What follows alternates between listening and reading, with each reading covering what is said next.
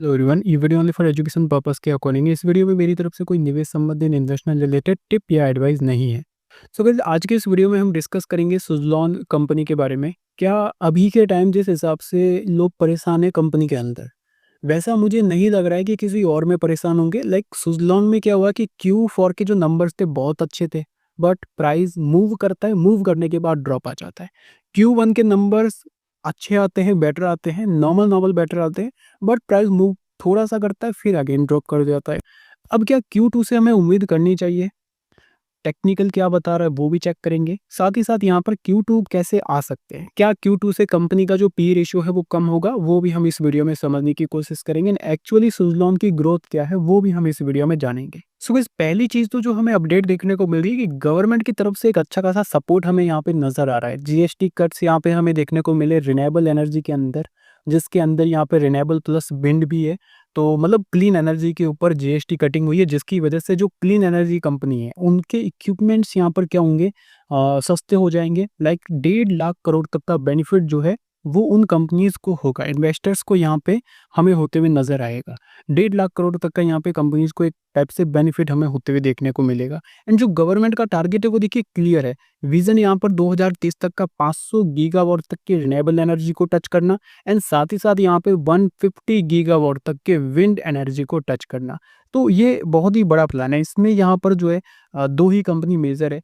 पहली है Suzlon energy and दूसरी है आइनॉक्स विंड, जो कि यहाँ पर इस सेगमेंट में विंड एनर्जी में इंडिया की टॉप प्लेयर हमें नजर आ रही है। नॉर्मली सुज़लॉन का आज अगर वॉल्यूम चेक किया जाए तो 4 करोड़ 31 लाख का वॉल्यूम नजर आता है। 250 करोड़ के वैल्यू ऑफ शेयर्स देखने को मिलते हैं। उसी के साथ साथ यहाँ पे 54% क्वांटिटी की डिलीवरी होती है। अब नॉर्मली यहाँ पे अभी के टाइम तो सुस्त पड़ा है, चाहे वॉल्यूम्स हो या फिर कुछ भी हो। वॉल्यूम्स भी नॉर्मल हो रहे हैं, वैल्यू ट्रेड नॉर्मल हो रही है, एंड प्राइस भी नॉर्मल 2-3% के दायरे में मूव कर रहा है। बहुत सारे लोग परेशान हो चुके हैं कि भाई सुज़लॉन है क्या? तो देखिए, पहली चीज़, जो लोग प्राइस को देख के ट्रेड करते हैं, मैं फंडामेंटल प्लस प्राइस दोनों देख के ट्रेड करता हूँ।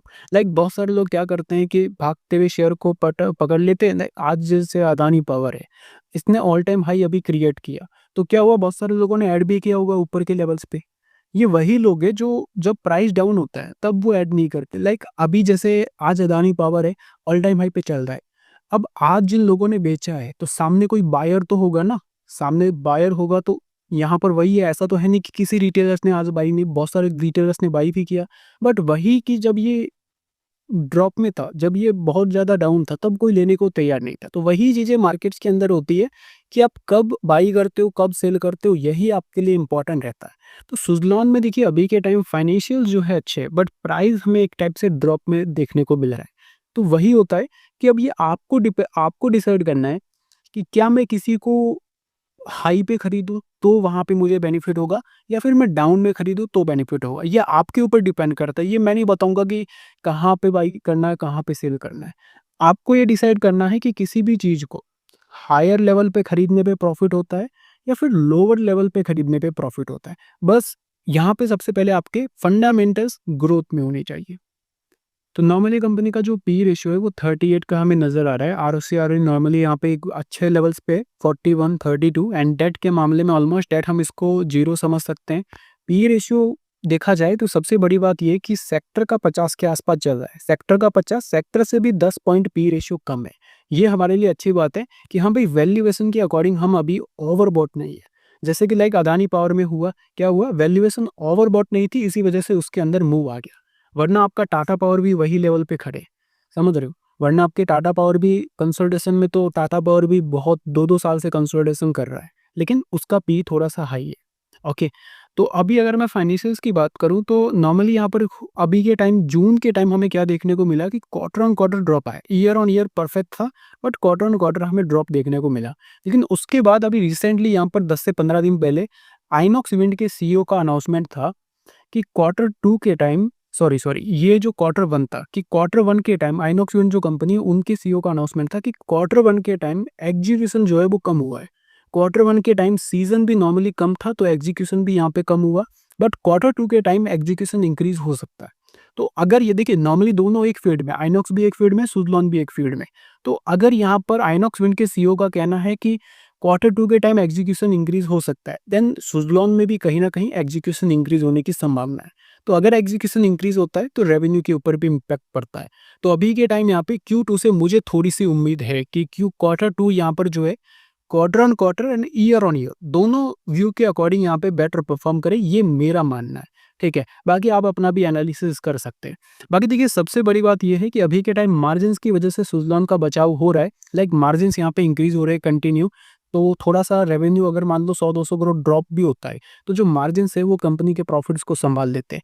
जैसे पहले लाइक यहाँ पे 14% का मार्जिन है कंपनी का। मार्जिन का इम्पैक्ट क्या होता है पता है? लाइक यहाँ पे आप देखिए कि कंपनी 14% के मार्जिन पे एंड यहाँ पे 18% मार्जिन पे। रेवेन्यू दोनों का सेम है, 2000 करोड़ यहाँ पे है, 2000 करोड़ यहाँ पे। बट अगर आप जैसे ही प्रॉफिट चेक करेंगे तो यहाँ पे 2000 करोड़ पे कंपनी 300 करोड़ कमा रही है, यहाँ पे 200 करोड़ कमा रही है। क्यों? क्योंकि कंपनी के वहाँ पे मार्जिन्स जो है वो कम थे, बट अभी मार्जिन 19% है। अगर अगले में 20% हो गया तो और भी हमारे लिए अच्छी बात है। क्वार्टर 2 के नंबर से मुझे थोड़ी-सी उम्मीद है।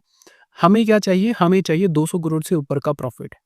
अगर quarter on quarter company 200 crore से ऊपर का प्रॉफिट करती है तो जो पी ऑलरेडी कम है वो और कम होने की संभावना है। अगर कंपनी 400 करोड़ तक के प्रॉफिट्स करती है जो कि पॉसिबल है, तो ऐसे में यहाँ पर जो है कि कंपनी का पी रेशियो अभी जो 38 है वो डायरेक्टली 30 हो जाएगा एंड फिर कंपनी में वैल्यू जो है वो कहीं ना कहीं ऐड होते हुए देखने को मिलेगी।